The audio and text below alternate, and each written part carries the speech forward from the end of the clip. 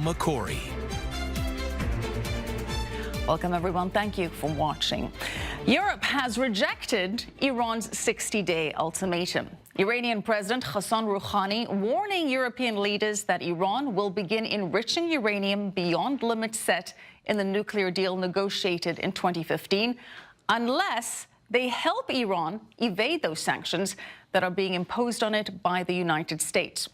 Britain called the action by Iran regrettable. Today, France and Germany added their voices, urging Iran to be careful. There are no sanctions today from Europe because Iran has so far always respected the commitments it had taken with regards to the control of nuclear facilities in Iran. So, if these commitments were not respected, naturally, this question would be raised. We have to be very realistic about the means we have, but all I can say towards Iran is that Iran, with its recognition of this diplomatic solution, has a chance to make clear that it wants peaceful solutions. In my view, it's also in Iran's interest to continue to honor this agreement. There is a variety of issues which we don't agree on with Iran, such as Israel's right to existence and regional activities, whether it be in Syria or Yemen. Ich nenne nur das Thema Existenzrecht Israels. Ich nenne das Thema auch regionale Aktivitäten, ob das Syrien ist oder Jemen. Well, Russia, however, continues to strongly support Iran, and its foreign minister issued a blunt statement to the European leaders. We expect our colleagues, first of all European ones who volunteered to find a solution to the problem created by the Americans, to fulfill their obligations. But President Trump is not backing down. Yesterday, he imposed even newer sanctions on Iran's metal trading businesses. And today, in an impromptu news conference, the president called on Iran to reach out to him, saying he wants to talk to them, just like former Secretary of State John Kerry does, who remains in contact with Iranian leaders, according to the president. What I'd like to see with Iran, I'd like to see them call me. You know, John Kerry speaks to them a lot. John Kerry tells them not to call. That's a violation of the Logan Act. And frankly, he should be prosecuted on that. But my people don't want to do anything that's... Only the Democrats do that kind of stuff. All right. Joining me now is Matthew Brodsky. He's a senior fellow at the Security Studies Group. Matthew, good to have you back on the show with us. Matthew, let's start off with the president's comments there. He was referring to John Kerry's interference. Kerry has, in fact, acknowledged meeting with Iran's foreign minister, Zarif. He says at least 4 times since leaving office, and he has admitted that they were discussing the nuclear deal. So it's believed that Kerry is telling the Iranians to wait out the Trump administration. Do you think that that is Tehran's likely approach here? That has always been its approach, and it's trying to figure out, read the tea leaves of American politics. Is President Trump going to win a re-election? In which case, well, then their plan doesn't really work out.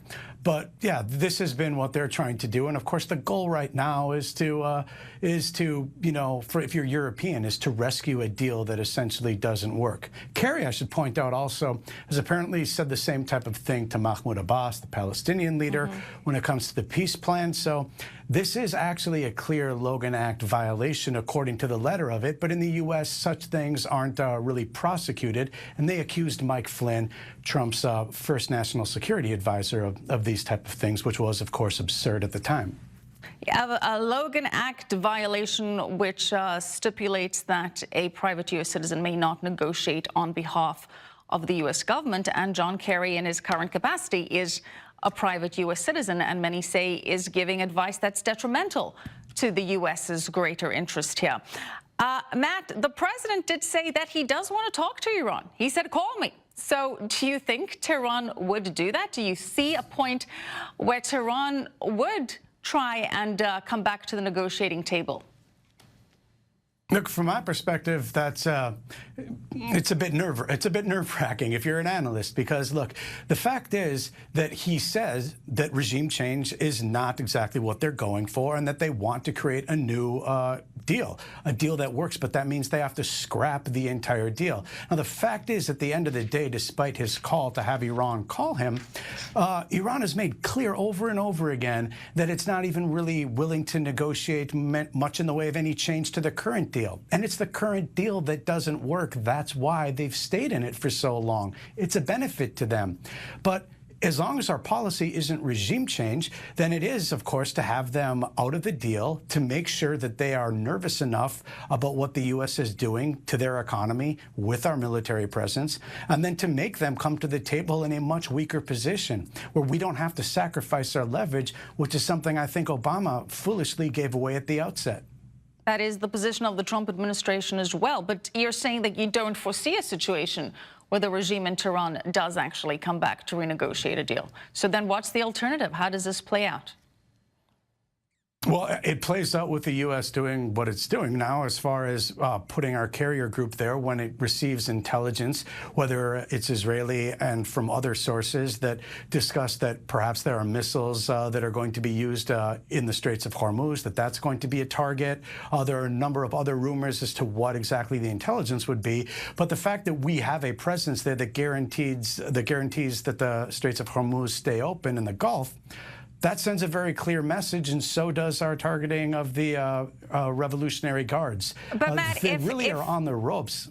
But if Iran now continues to move ahead with its nuclear program and it doesn't come to the table to try and renegotiate it, what does the U.S. and Europe do now? Admittedly, the Trump administration and many others, including the Israelis, believe that the nuclear deal didn't actually prevent Iran from getting a nuclear weapon anyway, that it was just kicking the can down the road. But should that can now roll down backwards in the road, closer to the U.S.'s timeline, what happens? Well, see, that's the point. We're trying to get Iran to make a decision that it has not had to make yet, which is to put it in a rough place in a where its economy is that bad. The more Europe is throwing economic lifelines, the more this gets delayed. So what we need is Europe to play along with us so that Iran understands it has a choice. It can have nuclear weapons if it likes, but then it's going to, of course, come under military threat from Israel, from the United States, and a host of other regional allies. Or it can come to the table and give them up and negotiate it. The longer they're allowed to just kind of stay in the deal and Europe keeps their economy on life support, then they're not going to have to make that kind of decision. The military presence there is to make sure that Iran does not start to seek out new aggression and threaten oil supplies for the world. And of course, if it tries to break out of the deal, then we have assets in place. Well, you mentioned the Europeans, and as we reported earlier, the European Union has rejected Iran's 60-day ultimatum. Iran says it will resume high-level enrichment of the uranium if the Europeans don't go ahead and implement their promise to protect Iran's oil and banking sectors from those U.S. sanctions. The EU doesn't take that ultimatum. So what happens next from the Europeans? How do you see them playing this out?